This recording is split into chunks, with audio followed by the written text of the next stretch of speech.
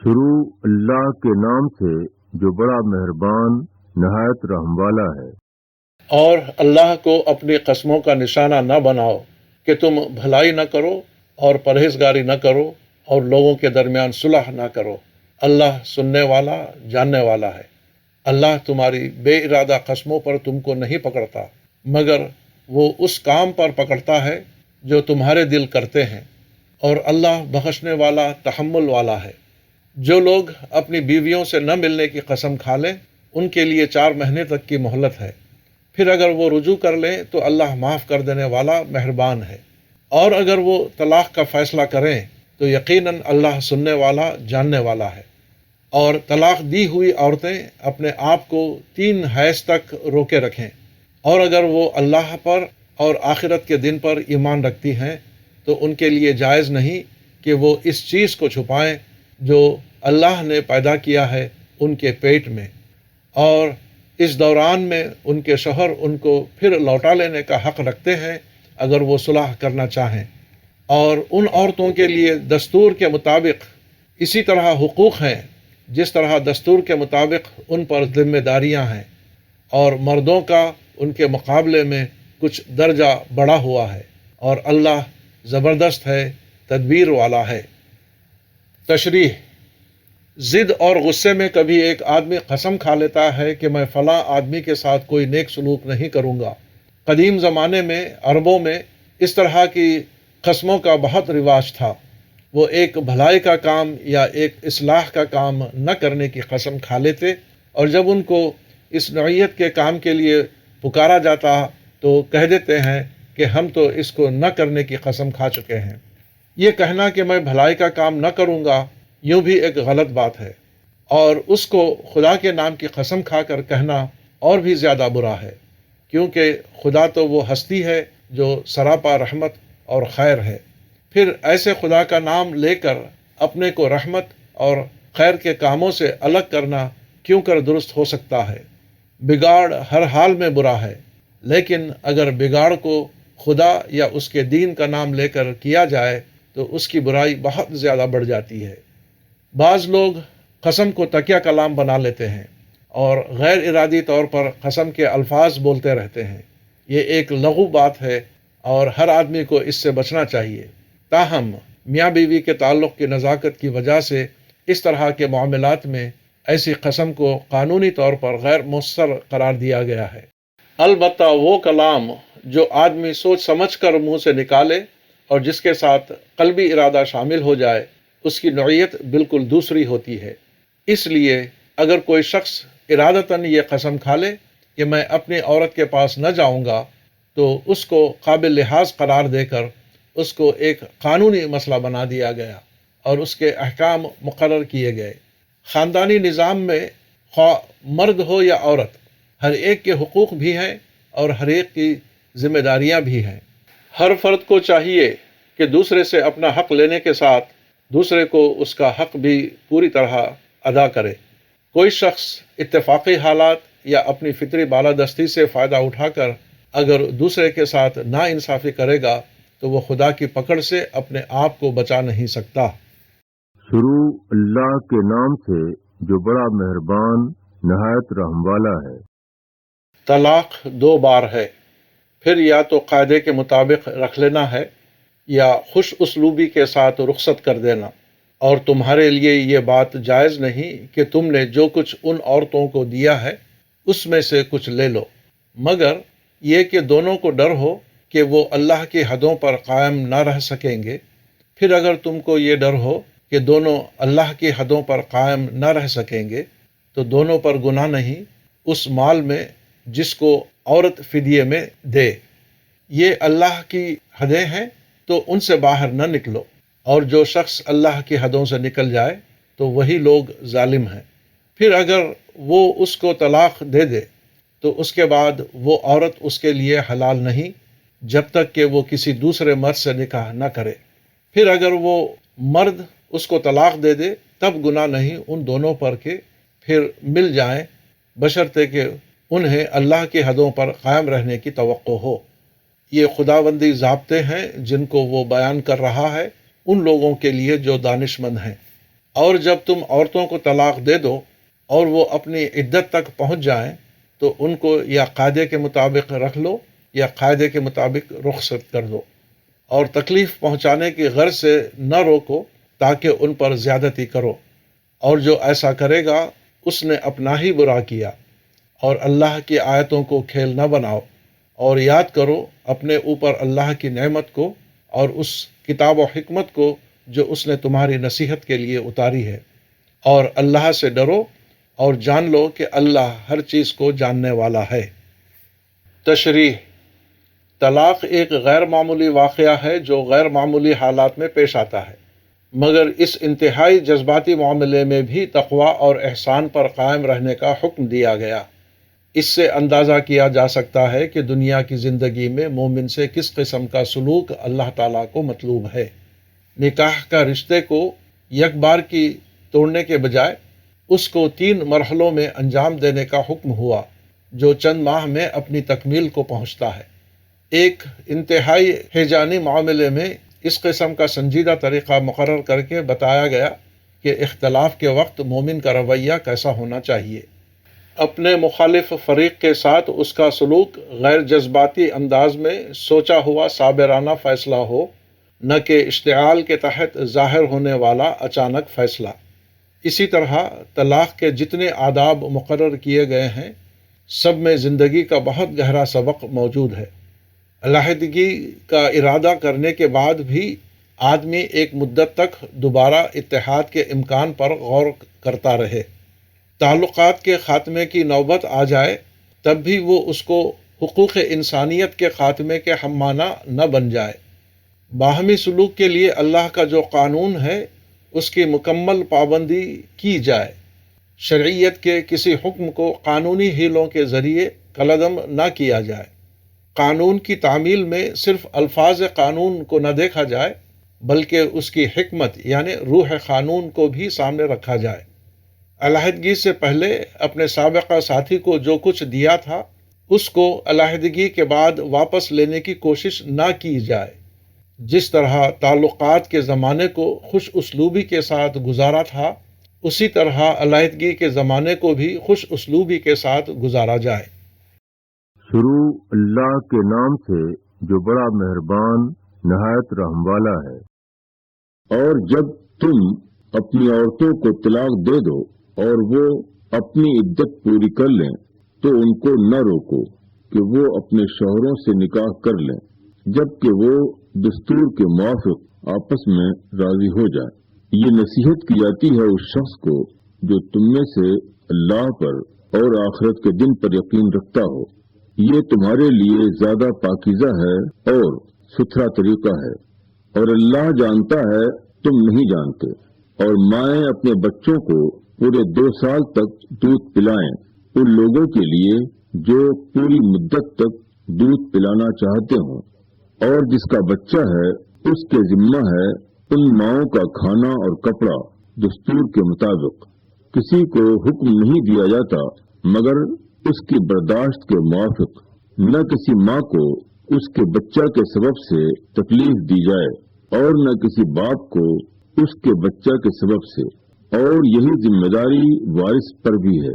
پھر اگر دونوں باہمی رضامندی اور مشورہ سے دودھ چھڑانا چاہیں تو دونوں پر کوئی گناہ نہیں، اور اگر تم چاہو کہ اپنے بچوں کو کسی اور سے دودھ پلاؤ تب بھی تم پر کوئی گناہ نہیں، بشرطے کہ تم قاعدے کے مطابق وہ ادا کر دو جو تم نے ان کو دینا ٹھہرایا تھا۔ اور اللہ سے ڈرو اور جان لو کہ جو کچھ تم کرتے ہو اللہ تمہارے کاموں سے پوری طرح باخبر ہے۔ اس کو اس کے خاوند نے طلاق دے دی اور زمانہ عدت میں رجعت نہ کی۔ جب عدت ختم ہو چکی تو دوسرے لوگوں کے ساتھ پہلے شوہر نے بھی نکاح کا پیغام دیا۔ عورت نے اپنے پہلے شوہر سے دوبارہ نکاح کرنا منظور کر لیا، مگر عورت کا بھائی غصہ میں آ گیا اور نکاح کو روک دیا۔ اس پر یہ حکم اترا کہ جب دونوں دوبارہ ازدواجی تعلق قائم کرنے پر راضی ہیں تو تم رکاوٹ نہ ڈالو۔ طلاق کے بعد بھی اکثر بہت سے مسائل باقی رہتے ہیں۔ کبھی پہلے شوہر سے دوبارہ نکاح کا معاملہ ہوتا ہے، کبھی متعلقہ عورت کسی دوسرے مرد سے شادی کرنا چاہتی ہے۔ ایسے مواقع پر مشکلات پیدا کرنا درست نہیں۔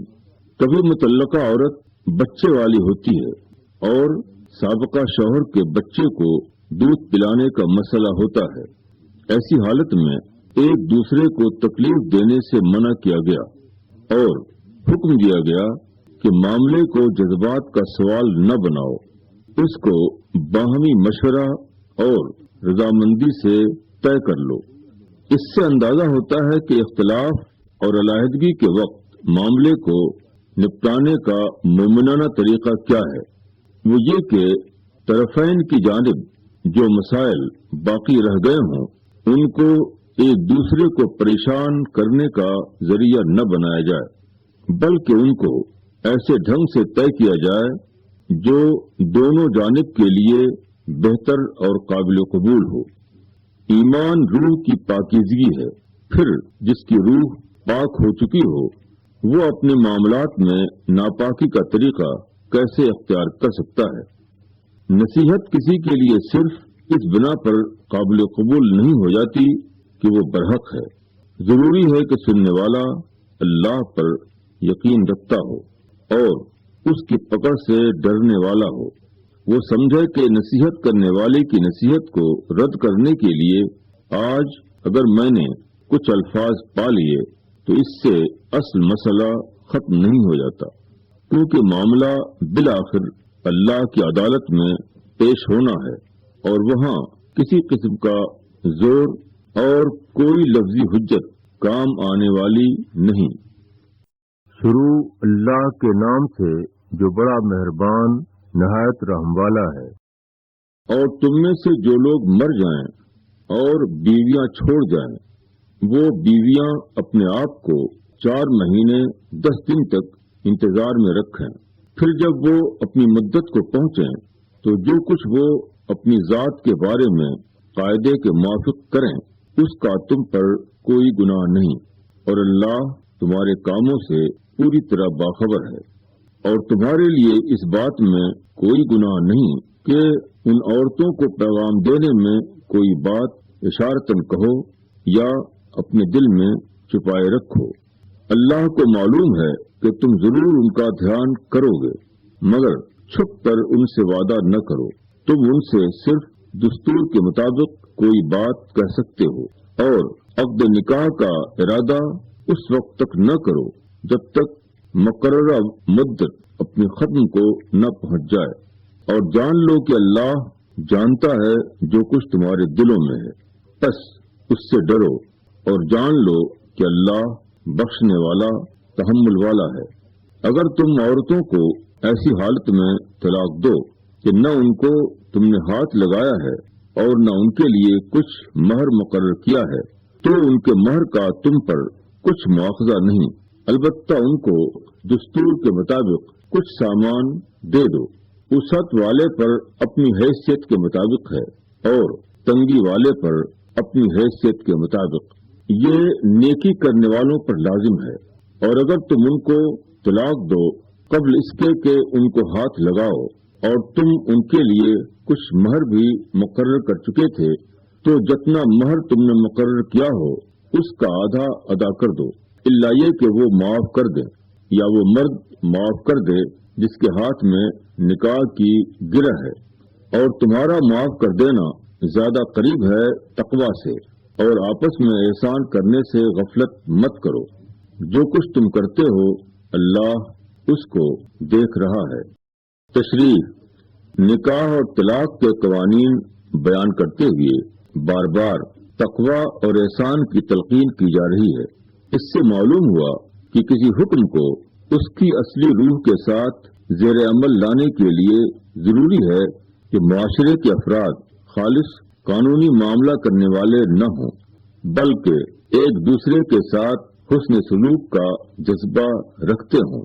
اسی کے ساتھ ان کو یہ کھٹکا لگا ہوا ہو کہ دوسرے کے ساتھ بہتر سلوک نہ کرنا خود اپنے بارے میں बेहतर सलूक न किए जाने का खतरा मोल लेना है, क्योंकि आखिरकार सारा मामला खुदा के यहाँ पेश होना है और वहाँ न लफ्जी तावीलें किसी के काम आएंगी और न किसी के लिए यह मुमकिन होगा कि वो मामले से मुतल्लिक किसी बात को छुपा सके।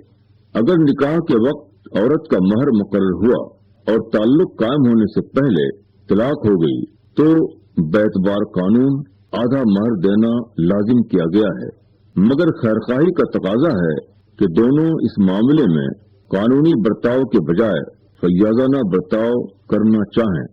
औरत के अंदर ये मिजाज हो कि जब ताल्लुक कायम नहीं हुआ तो मैं आधा महर भी छोड़ दूं।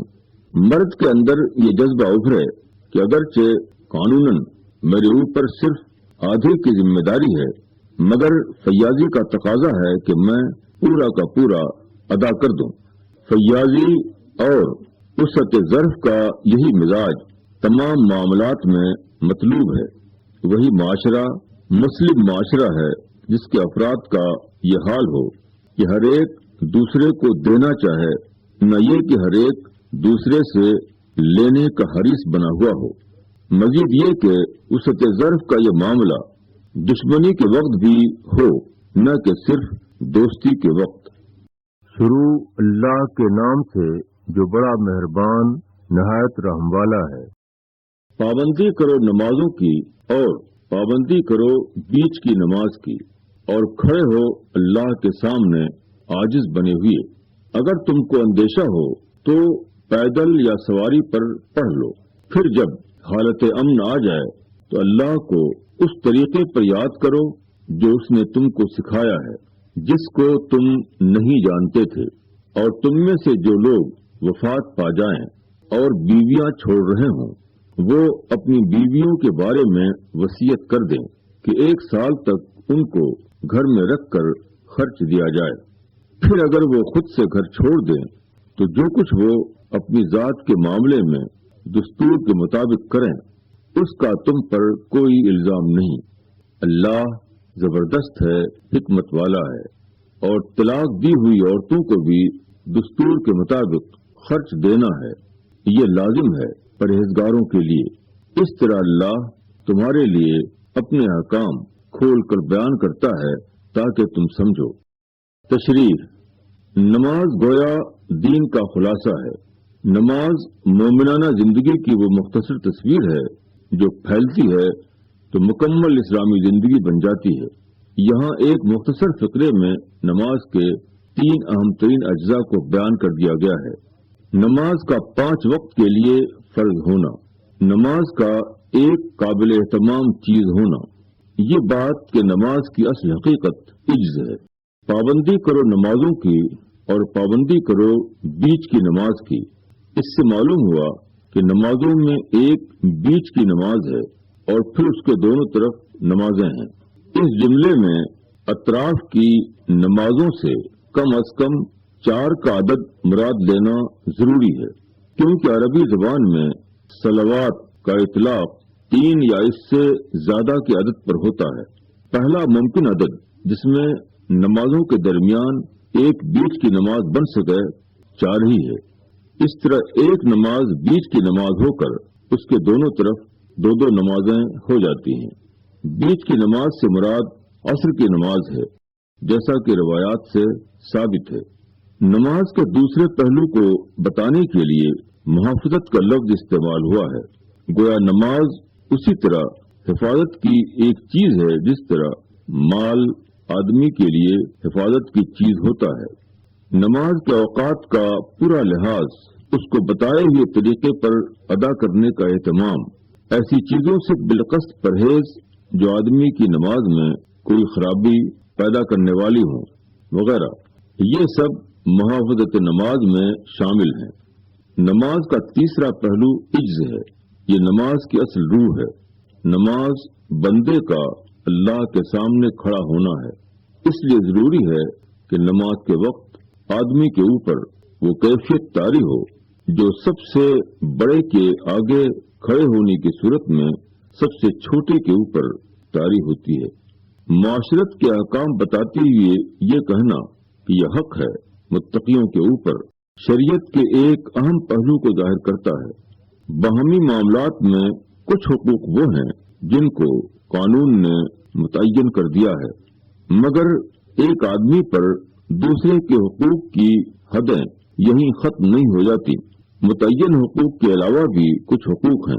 ये हुकूक वो हैं जिनको आदमी का तकवा उसको महसूस कराता है, और आदमी का मुत्तक़ियाना एहसास जितना शदीद हो उतना ही ज्यादा वो उसको अपने ऊपर लाजिम समझता है।